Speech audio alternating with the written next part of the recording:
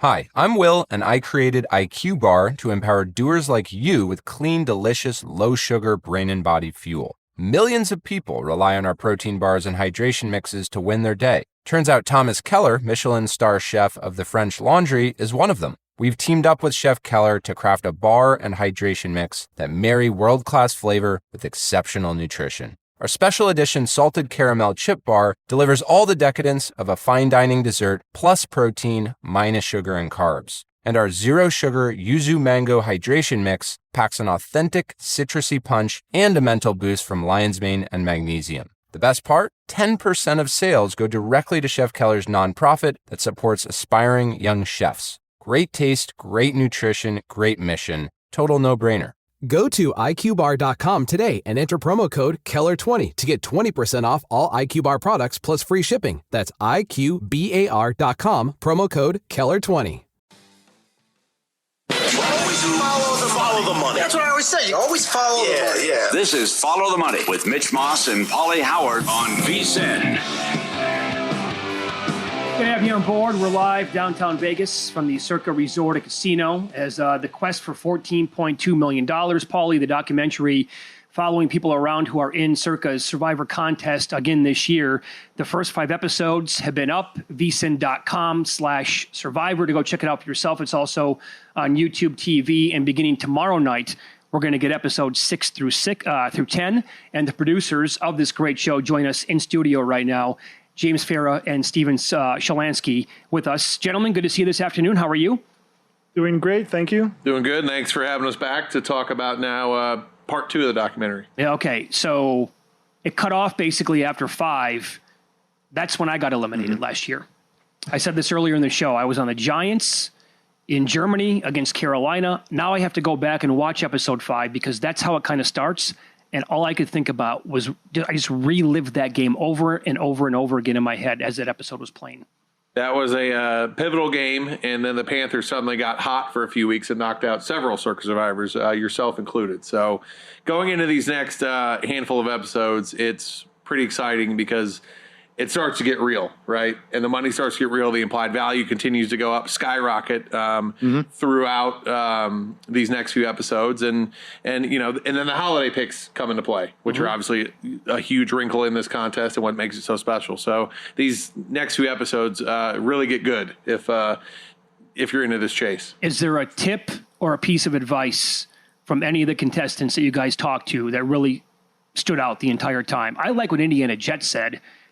I was going to say Go that. ahead. Exactly. And we do ask everybody that, especially the past winners, what advice do you have? Indiana Jet had very good advice, which was pick a team that you're going to sleep well with. Because you never know when you're going to lose. And it's obviously, it could happen at any time. But pick a team, if you do lose, you still feel good about picking that team. Don't pick a team that if you lose, you're going to kick yourself and beat yourself up by saying, oh, I shouldn't have taken that team. I should have taken what my gut was telling me. So really kind of go with your gut and pick a team that if they don't win, you can still feel good about that was the right pick, even though it didn't turn out the way I wanted it to.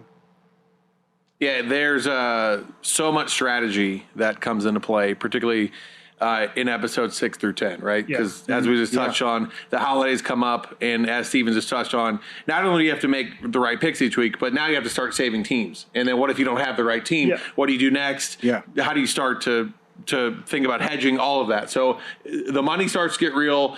You can feel the sweat coming right into episode 6 as far as now it's kind of on type thing. And in addition to that, once you get so deep in, you've already picked 10 to 12 teams. You've already picked a lot of the best teams.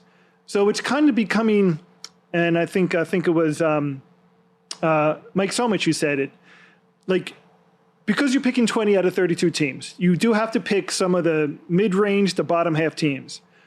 But there are 12 teams you don't have to touch. So if you find out what those 12 teams are, don't touch those 12 teams. Don't go with a team that's like, I don't know, ranked 29 or 30 in any case. So that's kind of more advice that we were given. But yes, you have to go 20 deep, but there's 12 you can stay away from, and find your 12 and stay away from those 12. Yeah, and there's several people who say, I don't like division games. There's people saying, I don't like road games, right? So there's all these different scenarios as far as what to do next. And it really starts to get real 6 through 10. Well, you made great points there as well, because when we picked this up, it's 99 people left. You do a great job showing the implied value. How about a guy like Scott Tribuco, who was, because you pointed out, Jay, he was stuck. All he had was Chicago with that Christmas week, but he still was able to monetize the ticket with someone who actually was going to be on the show that won. Yeah, that's a very unique opportunity to do that. And he was in a bit of a pickle with his, kind of who he had left. And he said, how do I do something with this, right? So we tell that whole story, and, we really dive into to best case scenario, right? Yeah. And Scott's a great character. We love talking to him. Had a lot to say. He's got a lot to say. As you can see in the episode. But that's a whole nother, when we talk to people now, as we interview people from the outset, especially now that the prize money has gotten so large.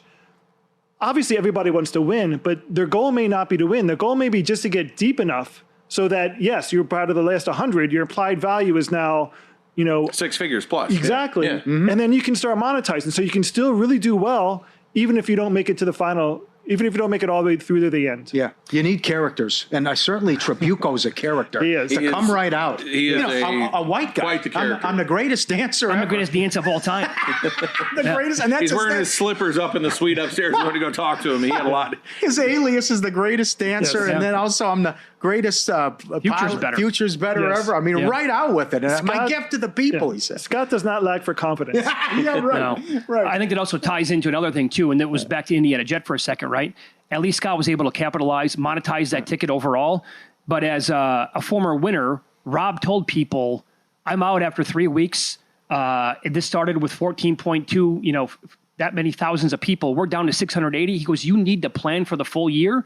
And if you think you're feeling good right now, but let me tell you that this thing is far from over with. Yeah. Right. Like if you think it's going to be over with, like in the next month, you are sadly mistaken. Yeah, very true. Yeah, it was. It started out crazy, right? We all know that. The first few weeks, 97% of the pool was gone after 5 weeks. But then in these later episodes, it slows down a little bit, and all of a sudden, around Thanksgiving, everyone gets through, and then the week after, 1 or 2 people lose it. So all of a sudden, it's like 40 people might chop this thing, right? It's interesting. It slowed down, but it didn't slow down it didn't drop the significance of the sweats, because so many of those games that people got through on were overtime games, were 1-point games, were just nail-biting games. So it changed, but there were still incredible sweats and incredible intensity to make it through week to week. Yeah, we talked quite a bit about the NFL Wise Guys because they had 6 tickets left with 99 left, which was unheard of that point in the contest, right? So they had 6 left with 99, and their last handful of games, I think it was 4 games in a row, it went to overtime or the last play of the game. So to Steven's point, the sweat was incredible for some of these guys. Right. Okay. They went down to 2 entries after, because they lost with a lot of people when the Commanders lost to the Cowboys. They lost 4 of their 6, so they were down to 2. But then, as James pointed out, they had an overtime game win with Tampa Bay. Then they had an overtime game win with Miami. Then they had the 1-point game when the Commanders beat the Saints by 1 point. Then they had another overtime game where they finally lost when the Cardinals lost to the Panthers, who ended up taking out so many people. It was this crazy, intense 4-week period that they had to endure. All right, let's get the juices flowing right now. Here is a trailer, a sizzle reel for the show, The Quest for $14.2 million. Boy, we really did it this year. We went from $9.2 million in Circa Survivor a year ago to this year, The Quest for $14.2 million. I told you guys the contest was going to get bigger. Everybody talks about it, but good luck trying to win it. This is the biggest legal sports betting competition in the world. You know that's why I'm here. You have to go literally 20-0. We did it, baby! The number 1 team goes down in week 1. The number 1 team goes down in week 2. I've never seen carnage like this. There's nothing close to this. This is the gauntlet that you have to go through right now. You're going to be able to see the thrills of victory and the agony of defeat. You're going to see why this is the world's largest legal football contest.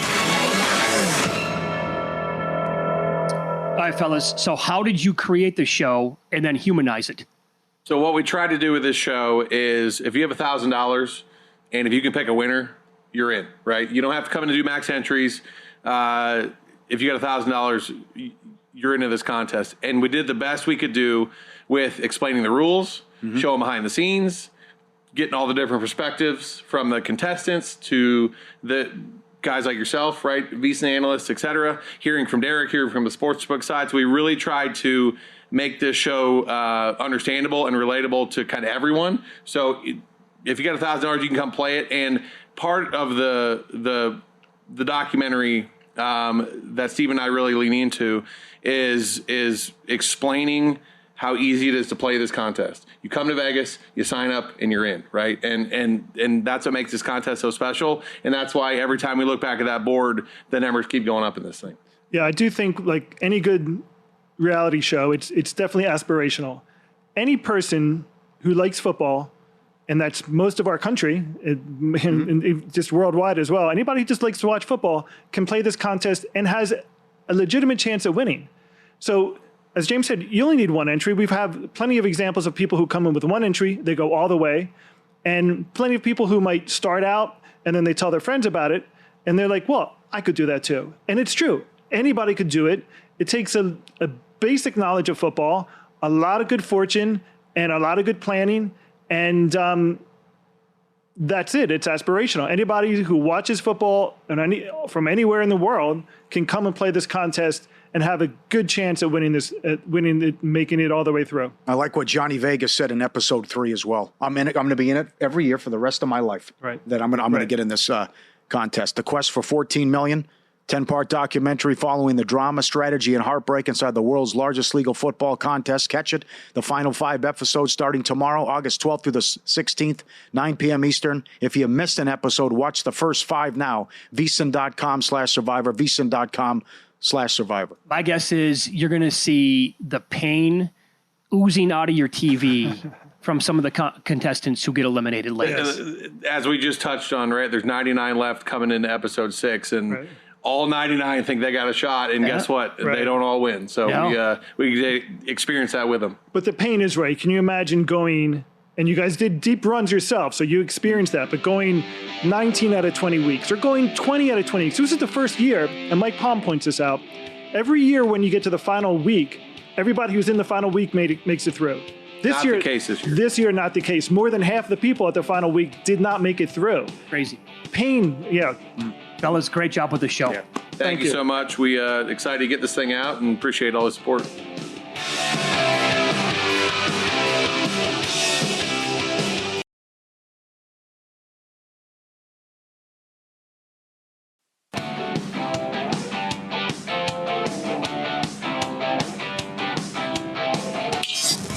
This is Follow the Money on VSiN.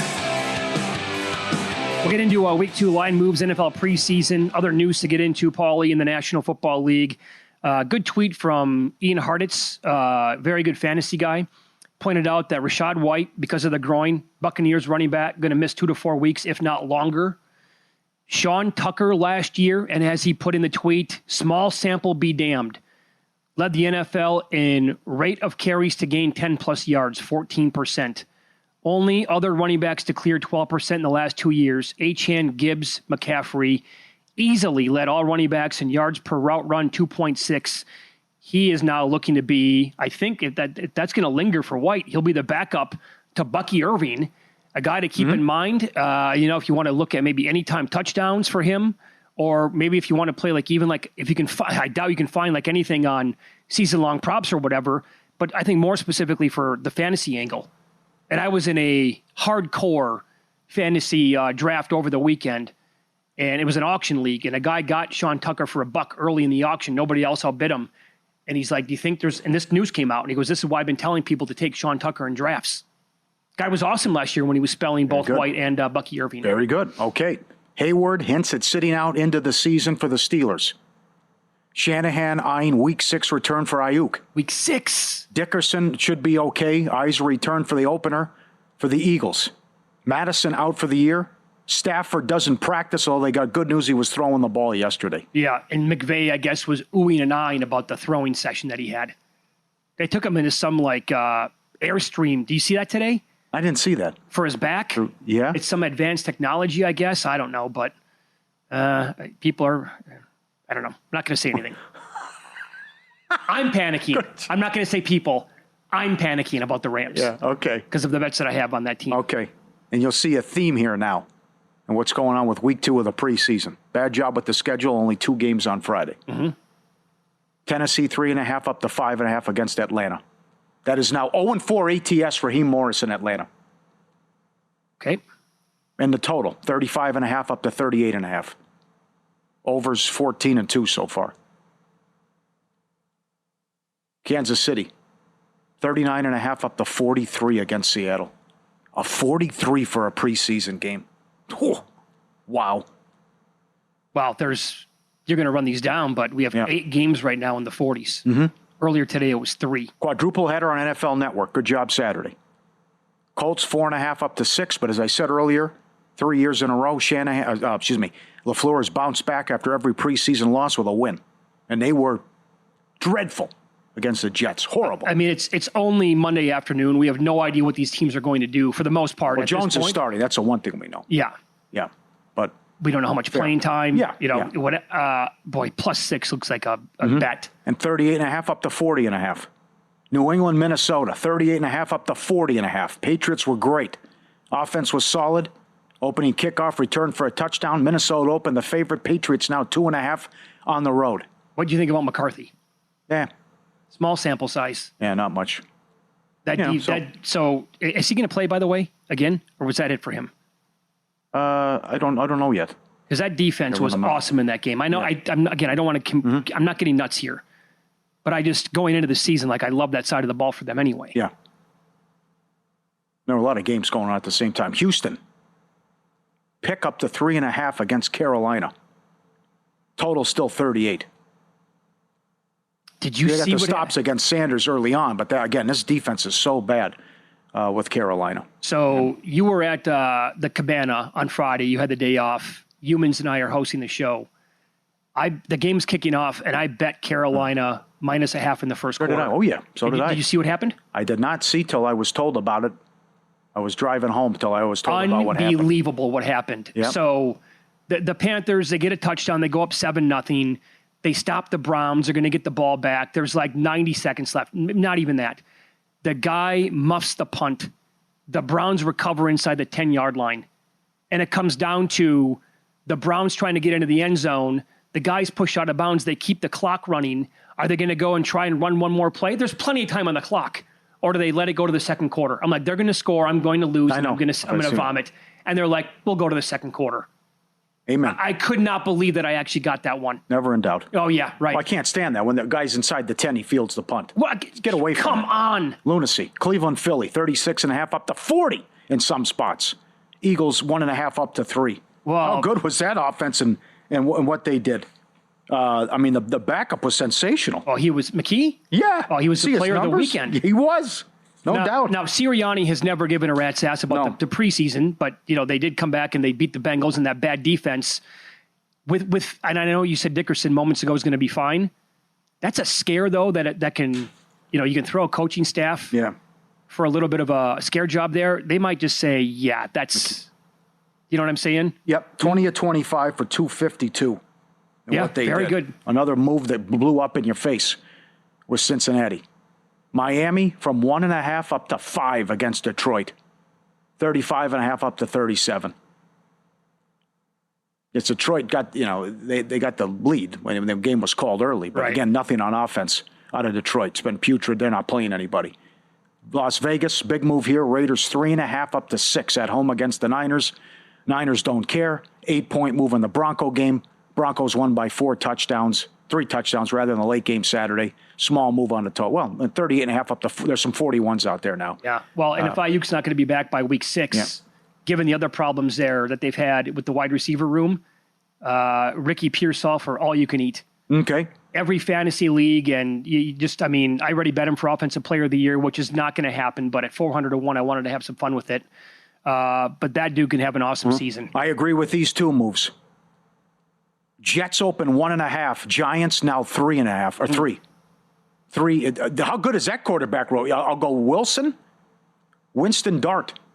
It's pretty good. Or Cutlets. That's right. And Dart looked good, and they scored a ton of points in the win against the Bills, 37.5 up to 39.5. Also this one, Chargers. I'll take Lance in the preseason. All right, 2-0. And they were... Just don't remember the 5 INT game last year. Yeah, right. 2.5 up to 4, 35.5 up to 38 with the total. Bennett went the whole way and played well for the Rams in the big win against Dallas. 37.5 up to 40.5, the Tampa-Pittsburgh total. And nothing Baltimore, Dallas. Nothing with the total Arizona, Denver, but Denver opened 3.5 and up to 7 against Arizona, the late game Saturday night. Okay. Sunday. Jacksonville, 2.5, 38.5 up to 40.5 against the Saints. Ooh, that was bad. Oh, that was ugly by the Saints. I'm seeing 1.5 now across the screen pretty much. Okay, a couple. All right. I don't want the Saints. Bears, 1.5 at home, 36.5 up to 40.5 at the Westgate against the Bills. That's a pretty good quarterback room, though, right? Badgett into Keenum. No, I think those are a couple of guys that you want to bet on. Right. Reed was bad. But those, I'm okay with those guys, too. But also, like, and you got Trubisky and Mike White fighting Bill's not awful. Bills. Yeah. Monday Night Football. And that's how bad was Washington's defense. Whoa, 39.5 up to 43.5 in some spots. Monday night, Bengals and Washington. Here's another big boy total for you. Does that total keep going up? Yeah, I think so. Play the starters again. And you think, Quinn doesn't care either? How bad he's been in the preseason? 7-18 now, I believe. Uh-huh, yep. And Washington just gave up a ton of points against the Patriots and what they did. Oh, that was easy. And what happened. So, good. Where did I put it here? The Jets outgained Green Bay 403 to 188. Uh-huh. And the Patriots, 7 scoring drives, 2 punts. And what they gave up. I have to ask the question about the Colts. I mean, the reason why... The defense again? Yeah. Well, Paul, the reason why the entire world bet them, well, a couple of reasons, right? Because, hey, there's a quarterback battle. Like, somebody's going to have to win the job. You always want to bet on that kind of a team. Mm-hmm. The other thing is that despite being, like, the best preseason coach ever, John Harbaugh recently, in, like, the last couple of years, wasn't exactly trending in the right direction. So... my thought is you can have all the Danny Jones and all the Anthony Richardson that you like because they're battling it out. I don't think either one of those guys should be a starter in the league anywhere. So technically, to me, I have them as a backup anyway. So now they're going to be bumped up from 4.5 to 6 after LaFleur is going to be completely disgusted with what happened. And he was. Those are some money quotes, too. Quote about how bad they were. Where'd I put it? This was a humbling experience, not what we want to put out there. I don't care. Preseason, regular season, it doesn't matter to me. Sloppy football. Too many penalties, drops, missed tackles, decision-making, every phase of football. If you do that, you're going to get your ass kicked. Those are good quotes, baby. Yeah. That's where it's at. I'm with you. I'm with you on that one. VSiN and Winner's Circle Proxy giving away 2 grand prize packages for the Circa Million contest. Fully paid entry, full season proxy service from the team at Winner's Circle. A behind-the-scenes tour of the VSiN studios. Free to enter. Just go to winnercircleproxy.com/VSiN. Fill it out before August 17th. Play for $6 million in guaranteed prizes. winnercircleproxy.com/VSiN. A recent Survivor winner in studio up next. They purchased 2 entries into Grandissimo, $100,000 each.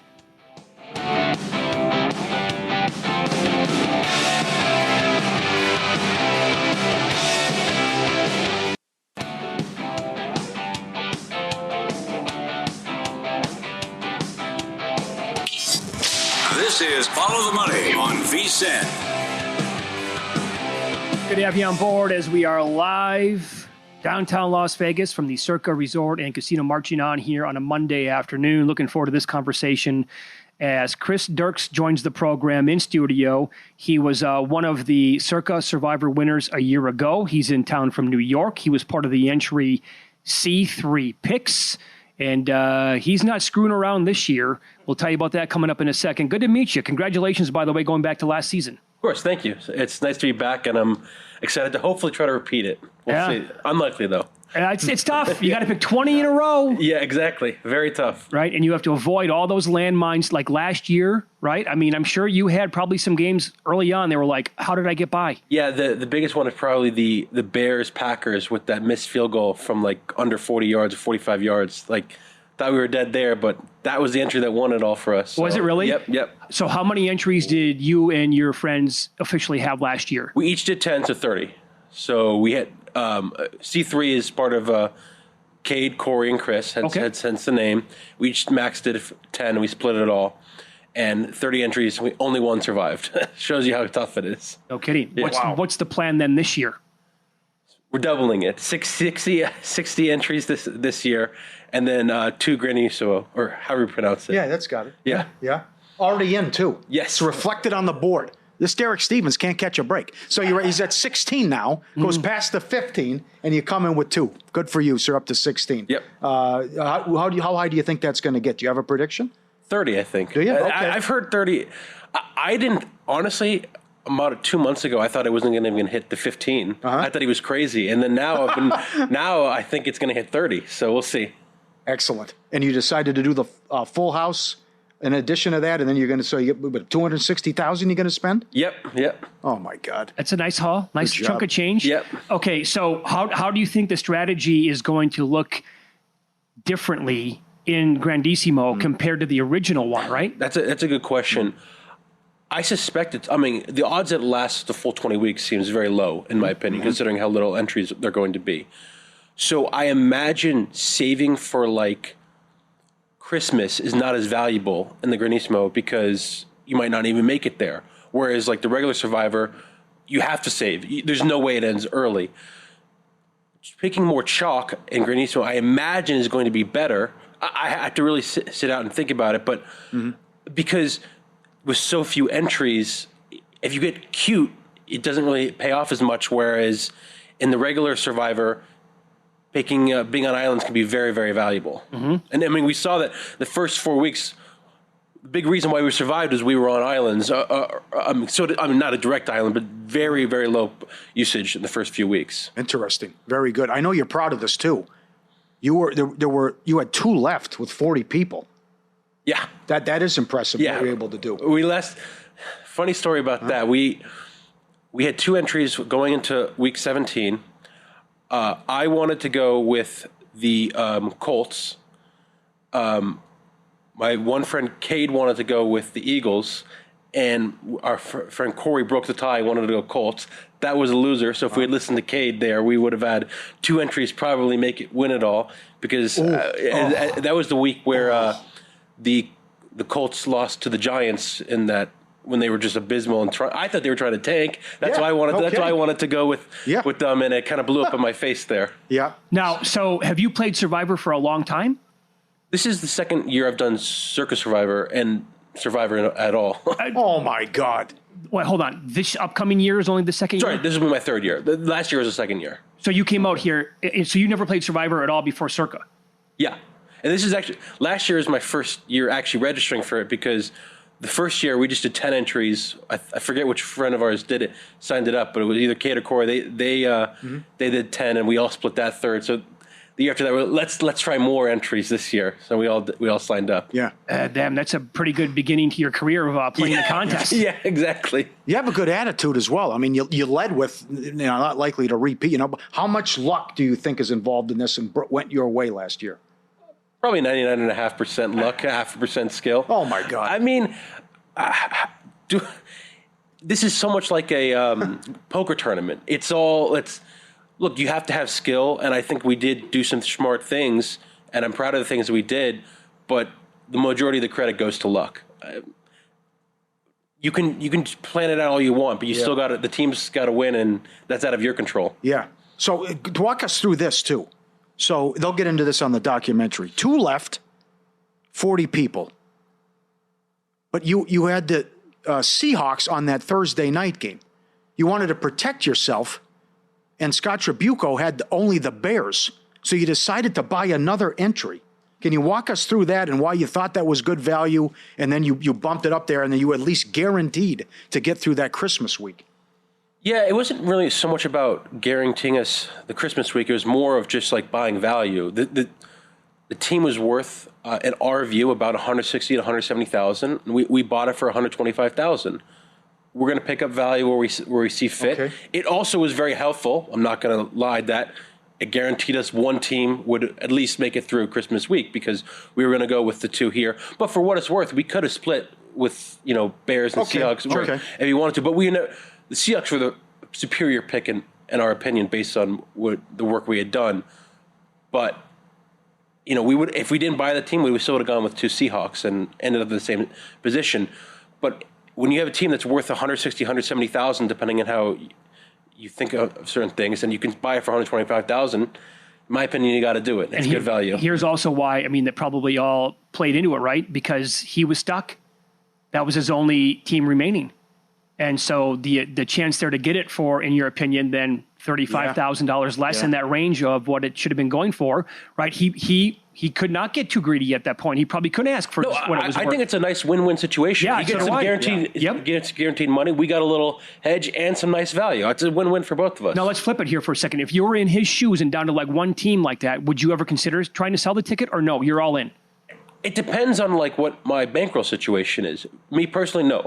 I'm comfortable with my role. I don't need to be selling. But if you're in a bad spot or if you have a lower bankroll, I would recommend selling because it's a lot of money and that it means a lot. Mm-hmm. Mm-hmm. Do you remember where you watched the game? Which game? Oh, Chicago, Seattle. It's 6-3 and the Bears have the ball. I was on my honeymoon. Watching that game. Oh my God! Was your wife watching? What was she doing? Did you ever doing something else? She doesn't care about this stuff. I'm like, we've got like hundreds of thousands sweating here. Yeah. She's like watching her own show. She could care less. Oh. Are you like composed? Are you poised? For the most part, I forget honestly a lot of that game. I think it was the Seahawks kind of were never really at risk of losing if I recall. 6-3. The Bears got the ball. They're driving. I think a tie was in play. The tie's in play here. Oh, the tie. Okay, that's right. The tie. Okay. Yes. Yeah. Okay. Maybe a little bit, but I genuinely don't remember it that much because it's all kind of blurred together. Oh, sure. The only really memorable one was last week where we had Baker and the Bucks. Yeah, because I remember that's when it became super real for me, where it was like, all right, if they win, we win. And then the only other real memorable one that was at risk was the Bears Packers with the blocked field. I think it was like week 7 or 6 or something like that. But it's not even notable in my mind because we had a bunch of entries at that point. So like if we lost that one, it wouldn't have mattered that much. But that was the entry that ended up winning it all for us. So looking back, that was really important. Yeah. So 60 entries between 6 people, but will it be the 3 of you basically with the say in all of them? Yeah. It'll be us 3. We're just like, they're just doing it. They're friends of mine. They don't really like to do Survivor, so might as well do it. With 60 picks, like what's that like in week 1?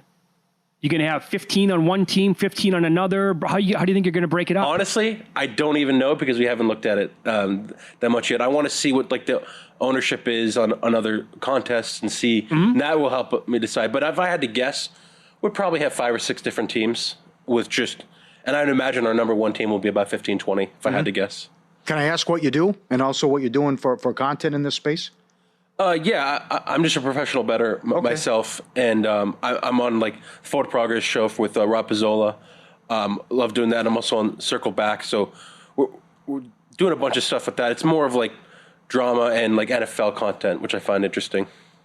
Very good. And you're going to keep the same name this year, C3 Picks, so people can follow along? Yep. Well, that'll be the main one that I'm doing. We haven't decided the names of the other 50 entries yet. So okay.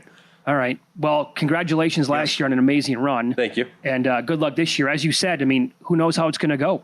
To begin this season. I expect to be out by week 5 with that'll even it up, in my opinion. That'll even it up? Yeah. A little bit of balance in your life? Yeah, and then the year after we'll win again. So good attitude. What was the first thing that you bought? Nothing. Nothing really. Nothing. Is that right? Yeah. They just like won in the bankroll, just grinding it along. A good answer. I like that. Thanks for taking the time, by the way, too. Appreciate Enjoy your trip out here in Las Vegas. There you go. Chris Dierkes, one of the winners at Circa Survivor last year. Great story. Up next, In Pocket Plays here on Follow the Money. It's VSiN, the Sports Betting Network.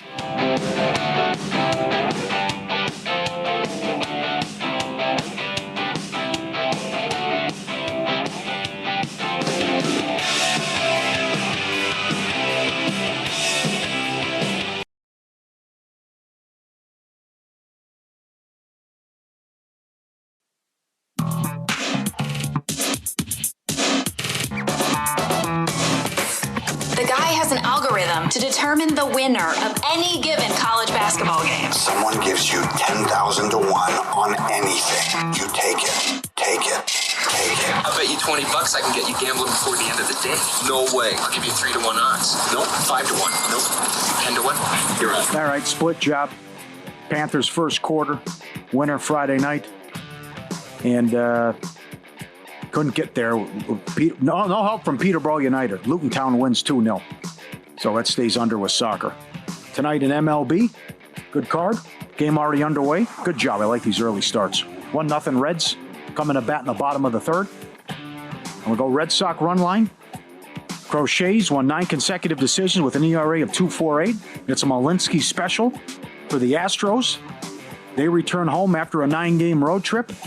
And it's Javier making his season debut. I decided to go Dodgers run line. Also, Yamamoto, a 1.63 road ERA in 12 starts. Soriano at home, 1-7 with a 5.56. Sign me up. Let's get the bats going, Dodgers. And cool props that are up every day. Will Hill, DraftKings. Will there be a shutout? No. Plus 240. It's wild stuff like that every day. 2+ runs in every game. Will the game have 21+ runs? Will a team score 14+ runs? Shutout, all that stuff. Technically, it's worded as will every team score a run? But I'll take the plus 240 there. Good luck, Pauly. I like those bets. I have not bet the Red Sox yet, but tempting. I, like you, had Panthers in the first quarter. We just documented that. I mean, it just... Some of the stuff, man, that you bet on, it's a suicide mission, as I tweeted out right as soon as the bet came in, as soon as the quarter ended. But it got there. We march on. Early in the week, I just, you know what, it's a small bet, but give me the Packers plus the 6. After that kind of a drubbing. Great quotes from LaFleur. Oh, he is pissed off. Yep. And I can't get over the fact that after you brought this up twice now on this show, 3 times, after every preseason loss, he's come back to win the next game. They were the worst team in football this weekend. I thought they were worse than the Saints. 400 plus yards to like 180. They were manhandled in that game. Yeah. So I'm not afraid of the Colts quarterback room for 1 second. And tonight, I was trying to figure out a way. I like your bet too. Dodgers run line here. Yamamoto, awesome on the road. Prop bet guy. Hasn't been on the show in a minute, but friend of the show. I'm tailing him. He's going to go, this is at Caesars. Yamamoto 6+ Ks, Dodgers win, minus 106. Good enough for me. I'm in. Good luck. Get the G-Bank Visa Signature Credit Card today, built with sports bettors in mind. While most credit cards treat sports books and gaming transactions as cash advances, even when you're using your own money. G-Bank treats them with regular purchases. No cash advance fees, saving you up to 3 to 5% on every deposit. You earn 1% cash back on all eligible sports books and gaming transactions. 2% cash back on everything else you buy. Apply now, VSiN.com/GBank. VSiN.com/GBank. Go get it. You know how like almost every single day we talk about just bad drivers and you know, Al Lasso's been a great sponsor on the show for a long time, an injury get that UMI. Got to get that UMI. So it's happened to you, right? Got it. Yeah, I got hit. Guy freight trained me. Ran a stop sign. You didn't have insurance. So here's a question for the audience. What do you do in my position? I'll take you back to Saturday afternoon here in Las Vegas. I'm driving home. It's a somewhat busy intersection. I'm going straight. The people who are coming from the right, if they keep going straight, they're going to be going on to a busy freeway here in town, right? Ton of cars around. Sun's blazing outside, tons of cars around. We're pulling up to a red light. I got one car in front of me. I'm in the left lane.